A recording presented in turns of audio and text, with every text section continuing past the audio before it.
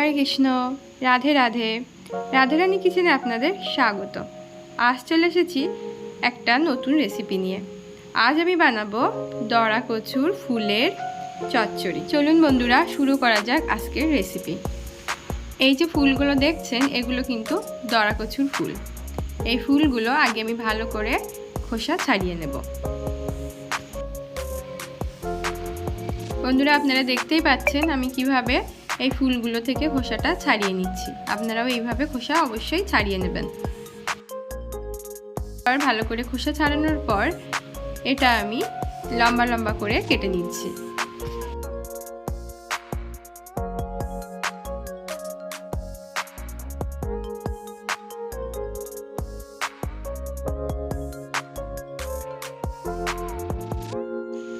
আমি আর একটা ফুল নিয়ে আপনাদের দেখিয়ে দিচ্ছি কিভাবে এটা কেটে নিতে হয়। আগে ভালো করে আমি আবার খোসা ছাড়িয়ে নিচ্ছি, তারপর এটা আমি লম্বা লম্বা করে কেটে নেব।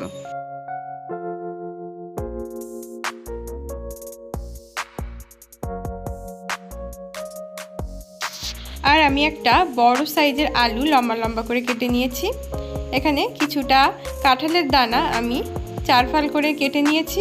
আর দড়া কচু ডাঁটাগুলো লম্বা করে কেটে আমি সাইডে রেখে দিয়েছি। সব কিছু ভালোভাবে ধুয়ে নিয়েছি। দড়া কচু ফুল আর কাঁঠালের দানা আমি একসাথে সিদ্ধ করতে বসিয়ে দিই। এর সাথে কিন্তু আমি আলু সিদ্ধ করতে বসাইনি। এবার আমি ঢাকনা দিয়ে দিলাম। এইভাবে আমি কিছুক্ষণ রেখে দেবো, যতক্ষণ না এটা সিদ্ধ হয়ে যাচ্ছে। প্রায় 5-7 মিনিট পর আমি ঢাকনাটা খুলে নিচ্ছি।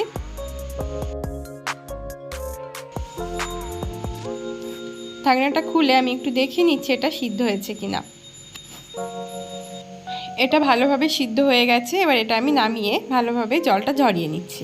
কড়া বসিয়ে দিয়েছি। আগে কড়াটা খুব ভালো করে গরম করে নিতে হবে। কড়া গরম করে নিয়েছি, এর মধ্যে দিয়ে দিয়েছি সাদা তেল। সাদা তেলটা আমি খুব ভালো করে গরম করে নেব। কড়াটার চারিদিকে তেলটা আমি একটু মাখিয়ে নিচ্ছি। এর মধ্যে দিয়ে দিলাম 5 ফোড়ন। এবার দিয়ে দিলাম লম্বা করে কেটে রাখা আলুগুলো।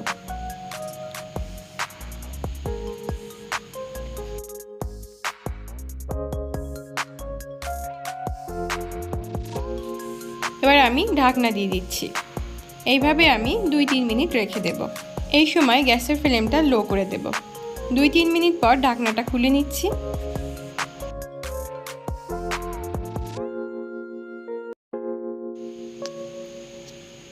এবার আমি একটু দেখে নিচ্ছি আলুটা সিদ্ধ হয়েছে কিনা। আলুটা ভালোভাবে সিদ্ধ হয়ে গেছে। এবার এর মধ্যে আমি দিয়ে দিলাম সিদ্ধ করে রাখা কাঁঠালের দানা আর কচুর ফুলগুলো। এবার আমি একটু নাড়াচাড়া করে নিচ্ছি। দিয়ে দিলাম হলুদ,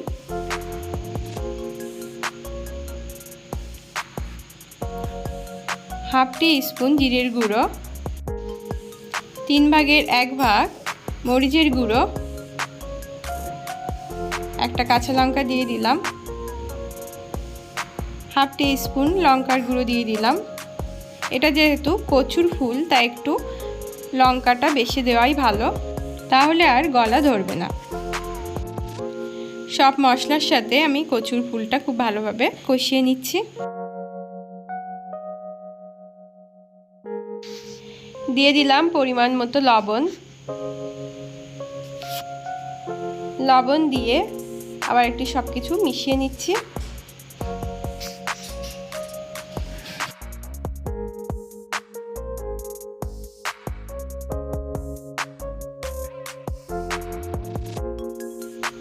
এইরকম যখন শুকনো শুকনো হয়ে আসবে, তখন এর মধ্যে দিয়ে দিতে হবে সর্ষে বাটা।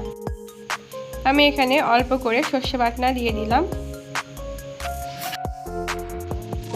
সর্ষে বাটা দেওয়ার পর আবার সব কিছু একসাথে মিশিয়ে নিচ্ছি।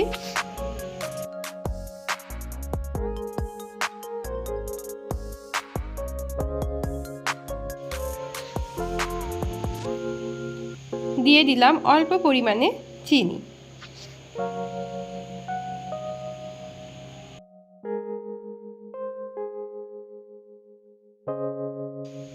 এটা প্রায় হয়ে এসেছে। নামানোর আগে আমি এর উপর দিয়ে একটু সরষের তেল ছড়িয়ে দিচ্ছি।